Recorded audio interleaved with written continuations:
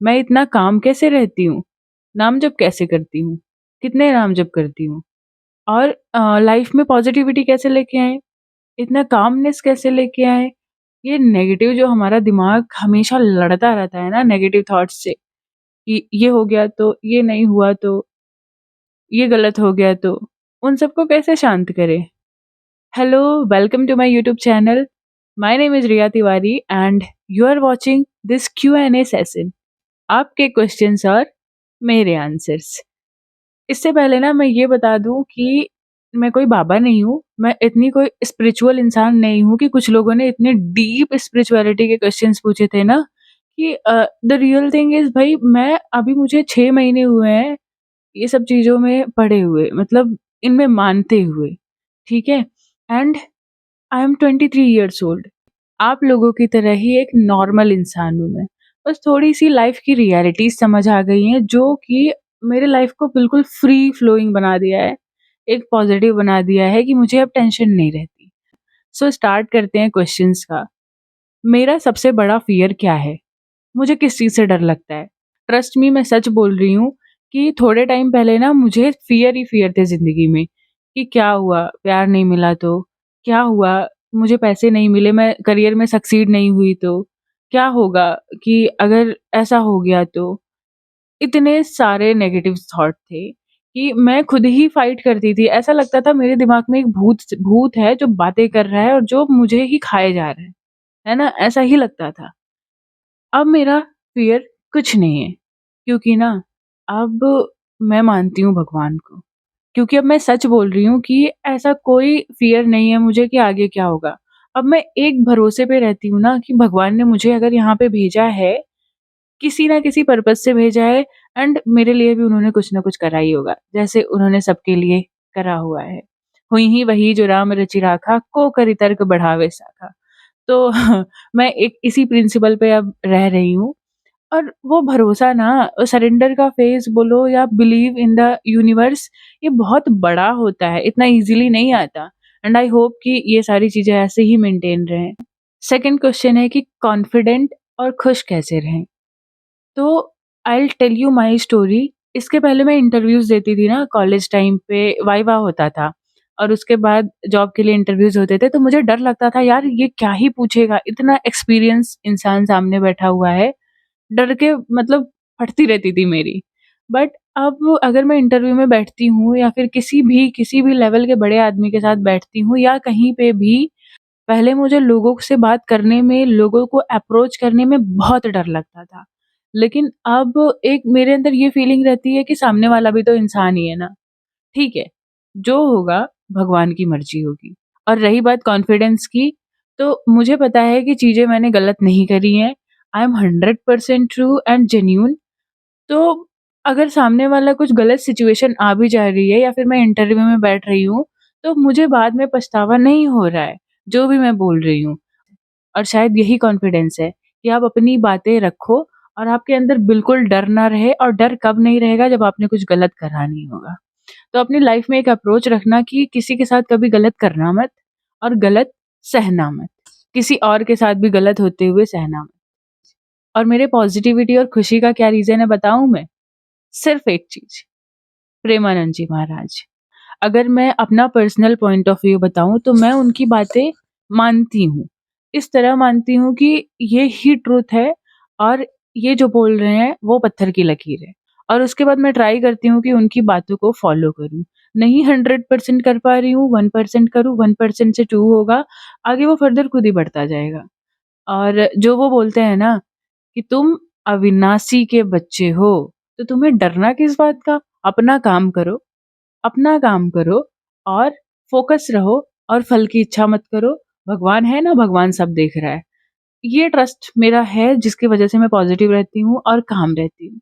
और पॉज़िटिव रहने का एक बहुत बड़ा रीज़न ये है कि आप लोगों ने ये क्वेश्चन भी पूछा था कि हमारा जो अवचेतन मन है, सबकॉन्शियस माइंड है, उसको कैसे काम पे लगाएँ?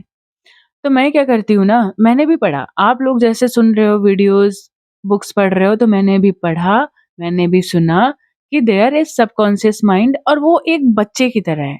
एक बच्चा क्या होता है, जब वो पैदा होता है उसको कुछ नहीं होता, वो ब्लैंक होता है। जैसे ही उसको जिस सिचुएशन में ढालोगे, जिस एनवायरनमेंट में वो बड़ा होगा, वैसा ही सीखता है ना। तो हमारा सबकॉन्शियस माइंड बिल्कुल डिट्टो उसी की तरह है। आप जो भी उसमें फीड करते हो, वो आपकी लाइफ में दिखता है। तो जब मुझे ये पता चला कि जब हमारा सबकॉन्शियस माइंड ऐसा है कि हम जो उसको बोलेंगे वही करेगा, तो मैं अपने लिए अच्छी चीज़ें क्यों ना बोलूँ? अपने लिए पॉज़िटिव चीज़ें क्यों ना बोलूँ? कि नेगेटिव चीज़ें तो मैंने बोलना छोड़ ही दिया। मैं नेगेटिव अब होती नहीं हूँ। पॉज़िटिव रहने का एक बड़ा रीज़न ये है कि मैं अब नेगेटिव टॉक्स और नेगेटिव वर्ड्स अपने कन्वर्सेशन में यूज़ ही नहीं करती, और स्पेशली सेल्फ टॉक में। सेल्फ टॉक मेरा ऐसा ही होता है कि यार भगवान ने जब भेजा है ना, तो मेरे लिए कुछ ना कुछ रखा होगा, और अगर बुरा भी होना है ना, लेट इट बी। सब उनकी इच्छा है, जो उनको करवाना है मेरे से करवा लें। This is my approach toward life. यही शायद आपको दिख रहा होगा कि मैं खुश हूँ, मैं काम हूँ, तो उसके पीछे का रीज़न यही है।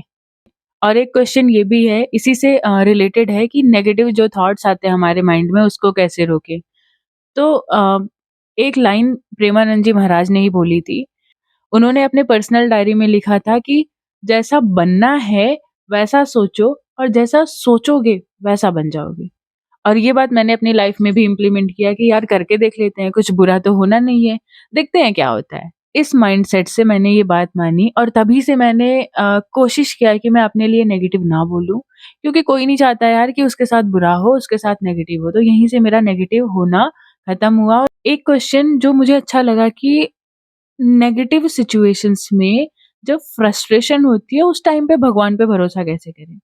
देखो, ये सिर्फ़ आपकी कहानी नहीं है, ये सबकी कहानी है, मेरी भी कहानी है, कि मैं भी उनसे पूछती हूँ कि ये जो सिचुएशन है ना, इसमें मैं इतना परेशान हो रही हूँ, तो क्या चाहते हो? आपको मतलब क्या मुझे परेशान देखना चाहते हो? भगवान से यही मेरा अप्रोच रहता है। फिर बाद में ना, थोड़े टाइम बाद रोग आ कर के, हाँ, मैं रोती भी हूँ यार, इमोशंस मेरे भी हैं, तो I cry in front of the God. भगवान के सामने बैठ कर के, ये जो दिख रहा है ना, ये मुझे ऐसा लगता है कि ये रियल है, और मैं इनकी आँखों में देखती हूँ, आँखें बंद हैं, ऐसा फ़ील होता है कि ये आँख कभी खुलेगी। यहाँ पे मैं आपको बहुत अजीब साउंड कर सकती हूँ, पर मुझे ऐसा लगता है यार, I am being very true and very genuine before you, कि ऐसा मुझे फ़ील होता है, और मैं ऐसे ही बातें करती हूँ। और एंड में ये बात समझ आई, प्रेमानंद जी महाराज ने ही बोला कि हर एक सिचुएशन भगवान से पास होकर के आती है ना? तो कहीं न कहीं सिचुएशंस हमें कुछ सिखाने आ रही हैं, हमें कुछ एक्सपीरियंस देने आ रही हैं, या फिर हमें स्ट्रॉन्ग बनाने आ रही हैं। अपनी लाइफ़ को एक्सेप्ट कर लो कि ऐसे ही होनी थी, एज़ इट इज़ होनी थी। तो तुम जब रेज़िस्ट करना बंद कर देते हो ना, तो things falls in your way. Next question है कि भगवान हमारे विशेज़ क्यों नहीं पूरी करते हैं? उनको तो पता है। यार देखो, जब हम छोटे थे ना, तो हम अपने पेरेंट्स से बहुत सारी चीज़ें खरीदने के लिए ज़िद करते थे। याद करो, वो मेले में जब जाते थे तो कुछ भी उठा लेते थे, मुझे ये दिलाओ, मुझे ये दिलाओ। बट क्या आपके पापा-मम्मी दिलाते थे? नहीं दिलाते थे ना, क्योंकि उनको पता था कि थोड़े टाइम तक तुम इससे खेलोगे, फिर टूट जाएगा, मनी वेस्ट होगा, चीज़ें वेस्ट होंगी, तुम डिस्ट्रैक्ट अलग से होगे। वैसे ही भगवान है। उनको पता है कि तुम्हारे लिए क्या चीज़ें अच्छी हैं, क्या चीज़ें बुरी हैं। सो इसमें मैं इतना ही बोलूँगी, ट्रस्ट ऑन द गॉड। अगर उन्होंने आपके लाइफ में दुःख लिख रखा है, तो सुख भी लिख रखा है। जब यहाँ पे दिन होता है, तो रात भी होगी ही, और जब रात है ना, तो दिन ज़रूर होगा। सवेरा ज़रूर आएगा। Trust in the God and trust in the nature. इस वीडियो का लास्ट क्वेश्चन अब लेते हैं।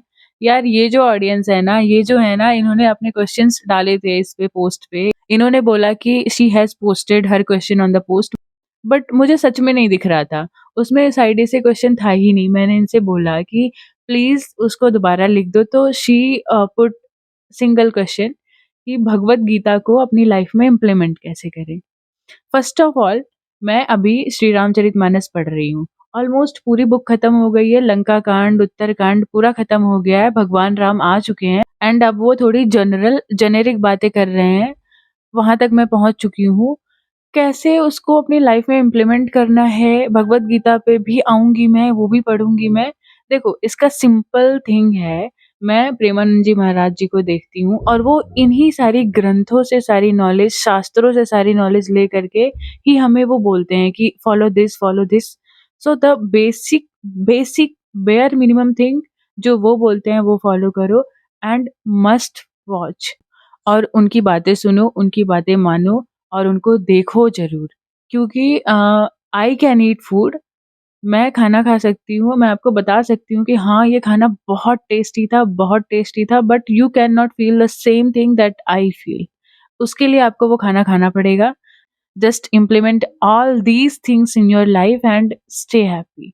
जा करके उनकी वीडियो खोल करके देखो, शॉर्ट्स देखो, रील्स देखो, आपका जो मन करे, बट उन्हें देखो, ठीक है? Ending this video on a very positive note. Stay happy, stay healthy, and take care of yourself.